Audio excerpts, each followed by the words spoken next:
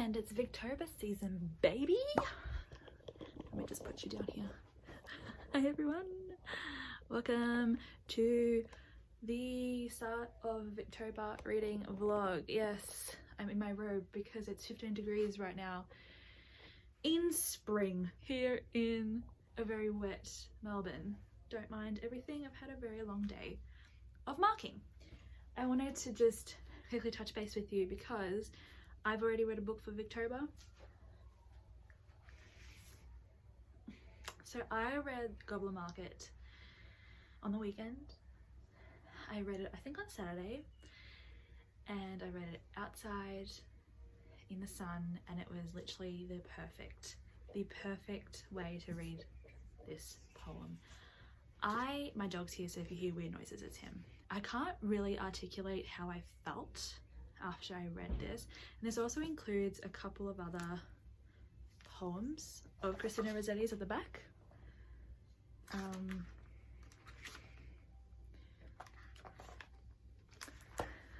And I just really loved it, and it makes me, I want to reread this before October ends. Actually, I didn't reread Goblin Market at the end of October, or before the end of October, just letting you know. Because I want to annotate it, and I want to do it in my, I have another edition of it right here of Christina Rossetti poetry that I want to annotate. So if you don't know what this is, it is so many things. It's gothic, it feels very oh, what's that word, you know, oh, I've lost all my words.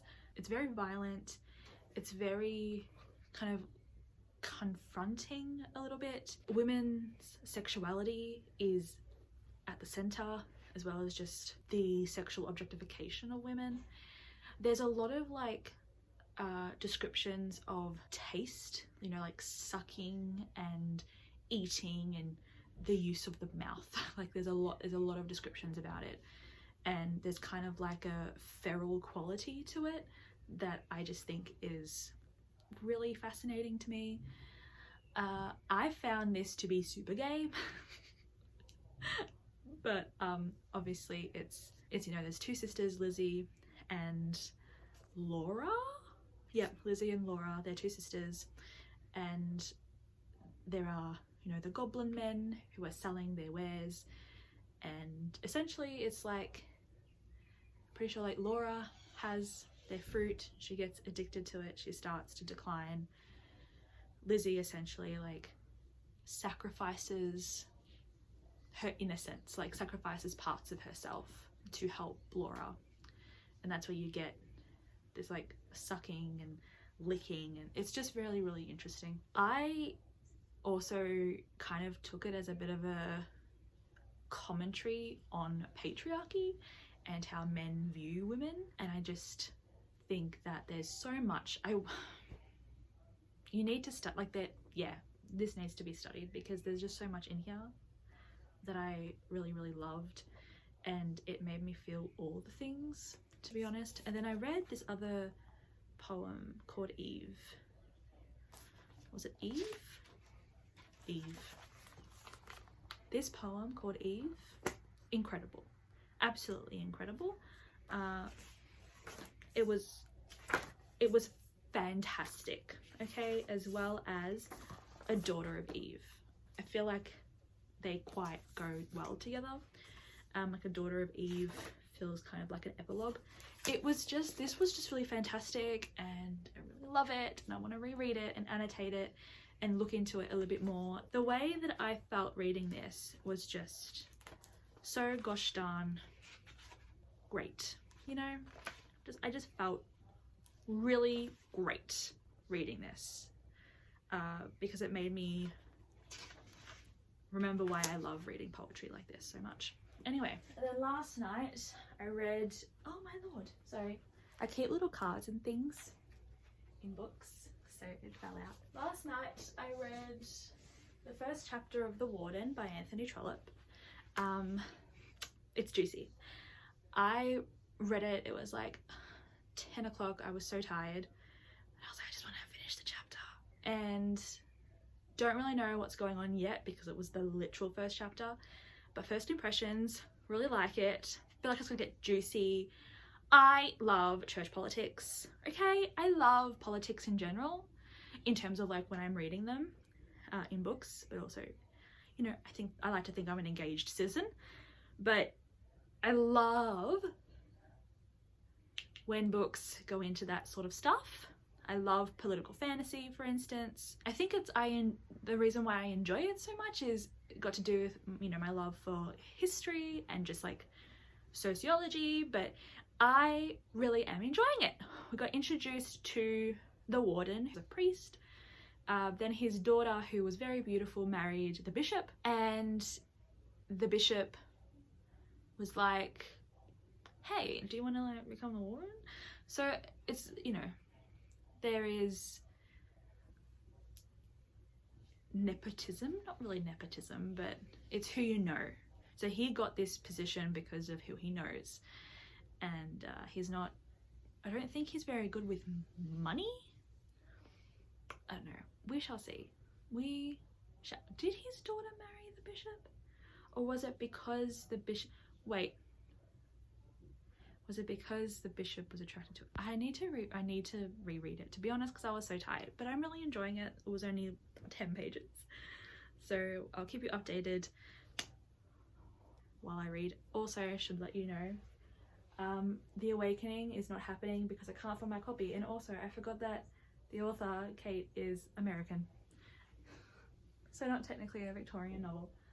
So what I've done instead, I think Henry James is technically American, but this was recommended in various videos for Victober. So, and I think it was specifically recommended in Katie's video for the New Woman fiction book prompt. So I might have to read this because I'm not, either this or The Woodlanders by Thomas Hardy. I'm kind of honestly steering towards The Woodlanders, but I don't know yet. I think it really just depends on my mood, because on one hand, I really enjoyed Thomas Hardy's writing, and so like being able to read another one of his novels this year would be a treat, but this is the last Henry James book in my collection, and I feel like I'm a completionist. It would be nice just to get his works done that I own. I don't know, but let's be honest, do I want to torture myself? I feel like I love Thomas Hardy, so I might read The Woodlanders for the New Woman fiction prompt. And for the first person narrator, I think I'm going to read Great Expectations. I'm not too sure yet, because even though there are parts of this that are from a first person narrator, I think it's more just like the narrator, you know, it's not actually the narrator, because the rest of the book is in third person, so I'm not too sure. So I feel like I'm gonna read this and figure out what's going on, and if it's not first person, I'm gonna read Great Expectations. It does have a bookmark in it because my mum was reading it and then she's like, fuck Charles Dickens. It's like, I'm not reading this anymore, I'm so bored. So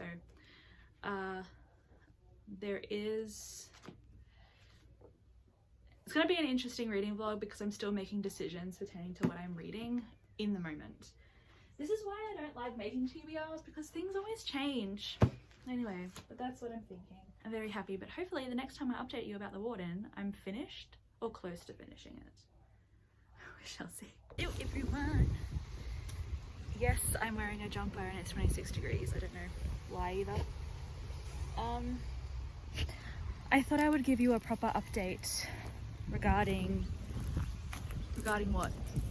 The Warden, because I don't think my update, I don't even know if I'm gonna use it. Anyway, it was just me bumbling because I've only read like 10 pages. So I've read 100 and I want to say 40, 50, and I'm really enjoying it. I'm really enjoying it. Are you proud of me? Anthony Trollope is an author for me. I'm really enjoying the church politics. Not gonna lie. Oh my god, look how beautiful the background is. Stop. Stop it. How pretty is that? Anyway, blue skies all around. It's very windy, I apologise. So, church politics and characters that I didn't expect to feel empathy and sympathy for. I'm enjoying Mr. Harding so much, and Mr. Harding's best friend in the entire world, who is the bishop. I love their relationship. I love their relationship so much. Mr. Harding is just a man who wants to stay in his little lane. He wants to be semi-retired and play his music and take care of his daughter, and that's all. And then Mr. John Bold, a church reformer, well, just a reformer. Where are you taking me, Hunter? Comes in and he's like, something smells fishy, which, like, I understand, because this priest, who is essentially kind of doing nothing, has a charitable income of £800 a year, which I don't know how much that is in nowadays, but it sounds like a shitload of money. And the people that he is, like, as in Mr. Harding, the clergyman, who is essentially supposed to be, like, helping, it's very windy, the six men who live in the hospital, who I'm kind of imagining this hospital as like an aged care little centre. They don't get very much. Again, don't know the equivalent to the money nowadays, but again, it doesn't sound like much in comparison to £800 a year. So John Bold is like, I'm going to start asking questions. He asks questions, lawyers get involved, and now the archdeacon, who is not only Mr. Harding's kind of semi-boss, but is also his son-in-law and the son of the bishop, which, you know, things are a bit weird if you, like, the hierarchy, like church officials, is like mostly in one family, in like one area. Like, that's not on. That's not good. But the archdeacon is like, I'm going to destroy the enemies of the church, because he's very, you know, set in his ways. I don't know if he's supposed to be the villain, but he acts like a villain. The way that he talks to his own father and talks to Mr. Harding, I don't particularly enjoy, but I did enjoy the archdeacon's wife, who is the eldest daughter of Mr. Harding. I liked how she talked to him. She, like, laid it on him. It was very funny. But it's just really interesting, because you think that it's going to be a very cut and dried case, but, well, is anything ever?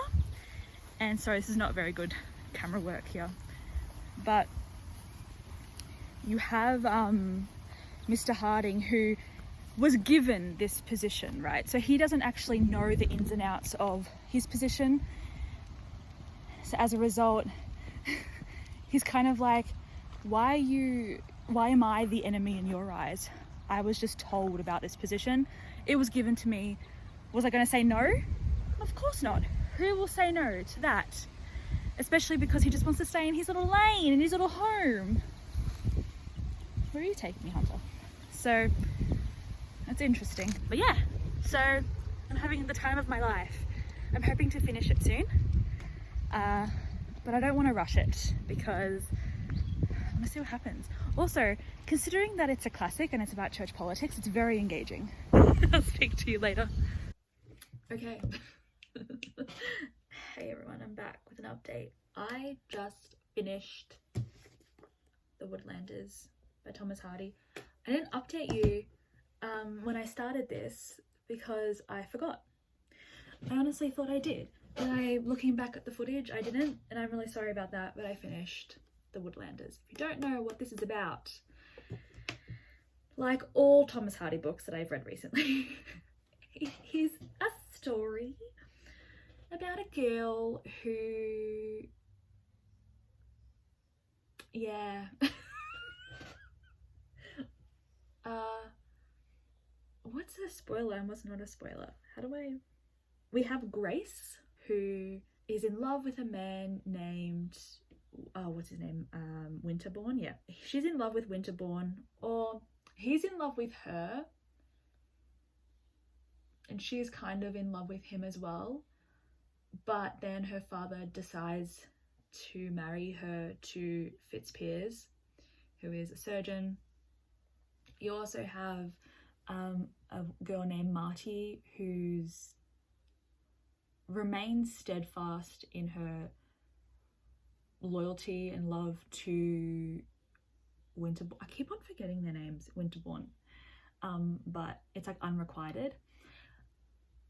Shit happens, as Thomas Hardy books always do. Grace goes through some shit. Fitzpiers is an absolute cunt. Like, when the beginning happens, the end happens, okay? Now, Fitzpiers, right, if you don't know, the minute that he marries Grace, he is, well, he's fucking other women, okay? His infidelity is just disgusting, truly. Especially because Grace, I don't think Grace really ever truly, like, wanted to be with him. But she was persuaded. And people argue maybe Grace is not, like, the greatest character, but I liked her. I think I liked her. I liked at the end when Fitzpiers, because Fitzpiers goes, he like leaves Grace, because Grace from the beginning, well, when she realizes of his infidelity, she doesn't say anything, which was really painful to read, but at the same time, what could she have done? She could have confronted him and do what? Right? But in saying that, I really liked her dad towards the end. He's like, you can just live with me. You can be your own woman. I liked that. But anyway, Fitzpiers disappears because that's all he's good for. And then stuff happens, which I won't get into. He comes back and he's like, I've never loved anyone like I love you. And Grace is like, but you've fucked all these bitches. And he's like, yeah, but I love you. I don't love them. She's like, sure. And I thought that was a funny, not funny, but I thought, I'm like, yeah, Grace, you finally hold on, like, stick up for yourself a little bit. But then she goes back to him at the end. Fitzpiers is supposed to be redeemed. He's not redeemable.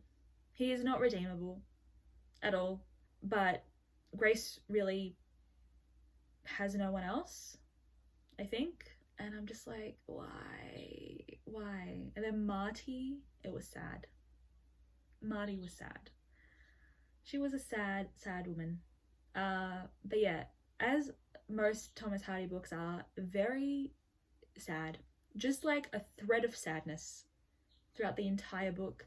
But I don't know if people talk about this a lot, but Thomas Hardy writes drama and gossip really well.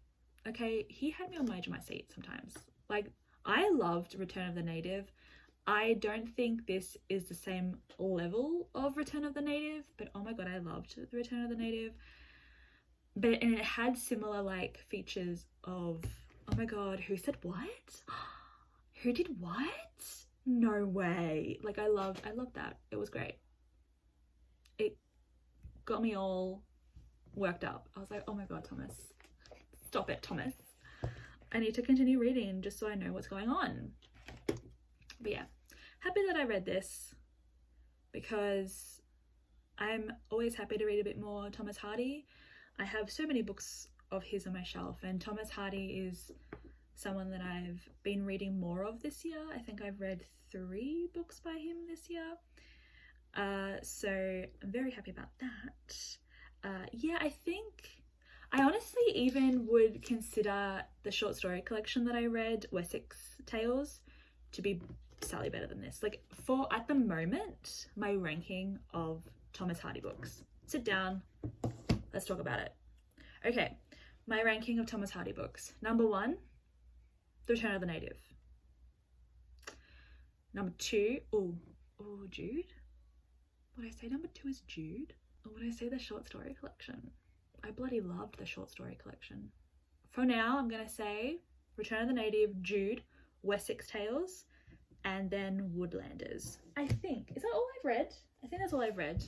So Woodlanders is a bit down the list. But really happy to have read it. Where should I go from here? Where should I go from here regarding Thomas Hardy? What book? Tell me what book I should pick up next. Because he's an author that I really like. Yeah, so I finished Woodlanders. I don't know if I'm gonna have time to read another book for Victober, but obviously me in the future will, because it's literally like not even a week to go till the end of October. Maybe less than that. Maybe I'm lying to you. Maybe there's only like a day or 2 left of October. But for some reason, reading this month has been very slow. And I have like a video coming up, or it might have already gone up, where I do like a realistic week of reading in my life. Week of reading. A realistic reading week, we'll say. And I literally did not read. It was really interesting. It was really, really interesting to look at the trends of my reading. So October was a weird month, and I was going to read Mary Barton, but I don't think I'll have time. So either I read it in November, not part of Victober, just because it was on a TBR, or I leave it for next year. I don't know, we'll see. But who knows, maybe I surprise myself and binge read a classic in the next few days. Who knows? Alex of the future will let you know. Hi everyone. So it is now November, and I didn't end up reading Mary Barton, which I'm kind of sad about. I'm very disappointed in my reading for Victober, but anyway, so what I did end up reading was The Goblin Market.